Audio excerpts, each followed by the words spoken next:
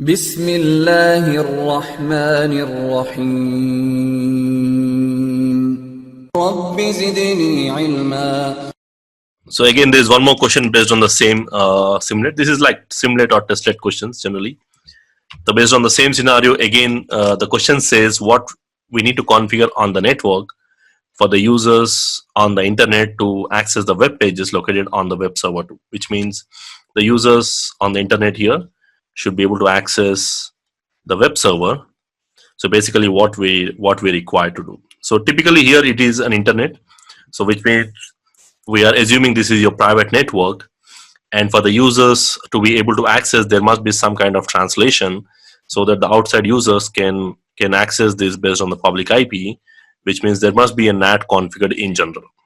So we can clearly say that NAT is something we need to configure based on this, where you need to translate this 1.10 address to a public address, some public IP, whatever it is. And of course, DNS, DHCP is not required, so you can just mark these questions as invalid. And of course, there's no need to write a static route for your own network. So this is also wrong because on the router 1, router 2, normally you don't write a static route for the private networks. So that's because from the internet, these private addresses are not recognized normally, even if you take an example of from the router 2 itself.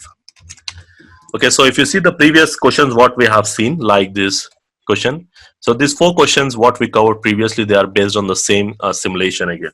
So this is like kind of testlet question where you'll be given one scenario, and in that there will be four separate questions or 5 separate questions normally.